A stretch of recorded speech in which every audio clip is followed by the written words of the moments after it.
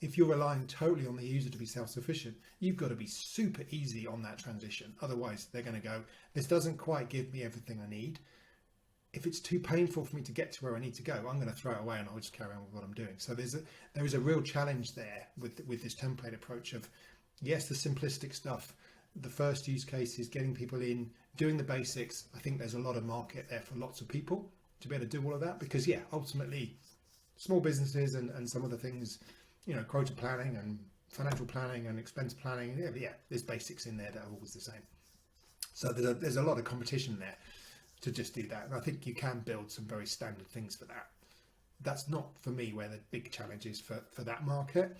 Most of that is, what if you want to do this bit that you haven't, because how on earth do you know all the businesses out there, all of their requirements? There are going to be some nuances that aren't in your mindset that you've never heard of that do matter to them.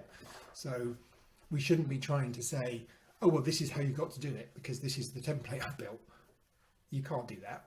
You can, but then you get this kind of, well, now you're making me change my process to fit your tool. That doesn't feel comfortable. So there's a challenge there.